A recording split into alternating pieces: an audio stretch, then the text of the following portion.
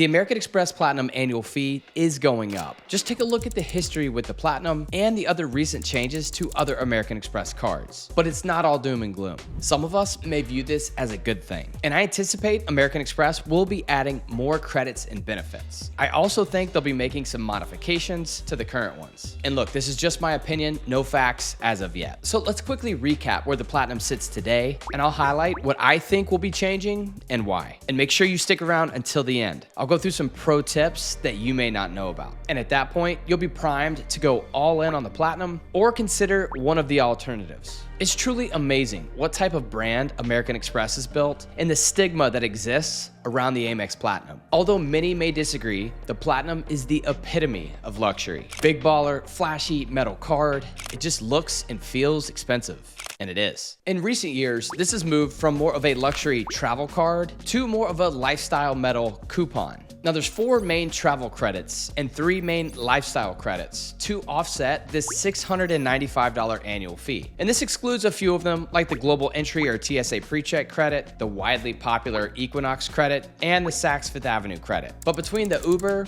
hotel, airline credit, and the digital entertainment credit, that annual fee is more than offset. Now I max out those 4 credits and the Global Entry credit and the Clear credit. And on top of that, you can use the Platinum to be covered with Platinum level purchase protections and trip insurance and the best cell phone protection of any card hands down. Also, flash this card and get into a multitude of lounges, including 15 Centurion Lounges here in the US and more abroad with places like London, Hong Kong, Stockholm, Sydney, and others. On top of that, Priority Pass Select and other lounge networks. Check out the website for a full list. And unlike some of its competitors like the Chase Sapphire Reserve, you actually get to show off the card to get into these branded lounges. But these lounges are just so packed. I'm talking 45-minute plus wait times at every single location that I've been to recently. Personally, I feel like this is just one of the reasons that annual fee will go up. So let's speculate. Here's my take, and I'll get into my prediction on the annual fee increase here shortly. First up, the Uber credit, which currently sits at $15 per month, $35 in the month of December, will be replaced with a rideshare credit. Now there's pros and cons to this. It'll operate like the American Express Delta cards, good for rideshare only, so no Uber Eats. And it'll be issued as a statement credit versus Uber Cash like it exists today. And speaking of these Delta cards with American Express, if you have 2+ of these cards today, consumer or business, and you're looking to take advantage of that rideshare credit in one fell swoop, you can use Uber, split fare with your player 2 so that you can use those monthly credits on the same ride. Now this isn't possible with Lyft at the time of this recording. Also, my prediction, the amount will go to a flat $20 per month here. So $240 annually versus the $200 as it sits today. Next up, the hotel credit. Currently, this is a $200 annual credit, good for any hotel collection or fine hotels and resorts stay booked through the Amex travel portal. My prediction, this will move to a semi-annual credit, possibly $150 each half of the year. So $300 in total, still hotel brand agnostic. Now, if you compare this to the Amex Business Platinum, that has a $200 specific Hilton credit. But I could also see the Consumer Platinum adding a smaller Hilton credit on top of the current hotel credit. So next, the airline fee credit, which requires you to select an airline at the beginning of each calendar year. And when you need to purchase seat upgrades or check bag fees, you'll receive a statement credit for up to $200 in spend. My prediction here, this will move to a quarterly $50 credit, but will be good for any purchase with any airline, including airfare. I don't think they'll raise the amount of this credit, but I do think they'll make it a bit more dynamic,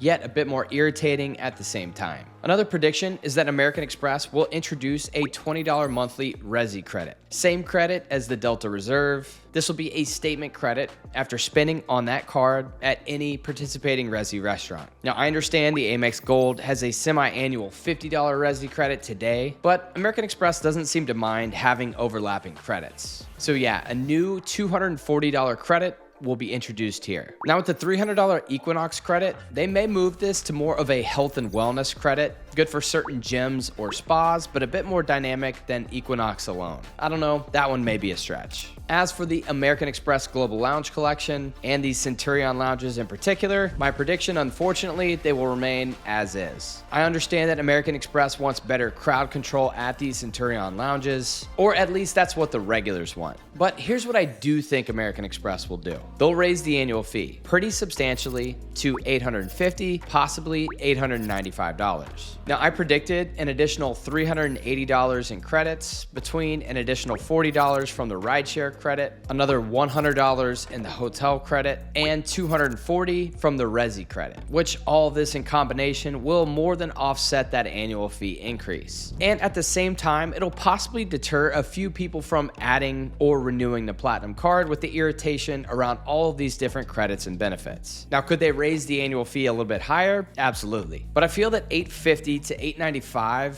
is the sweet spot. And unfortunately, I don't think it will make the lines any shorter at these Centurion lounges. I think our best bet here is for Chase and Capital One to continue to deliver beautiful lounges and more locations. I'd visit either of those from Chase or Capital One before I go to a Centurion lounge any day. And if you want to see my top 5 airport lounges in the US, check out this video here, or check out this playlist to become a point stacking pro with your American Express cards, and I'll see you there.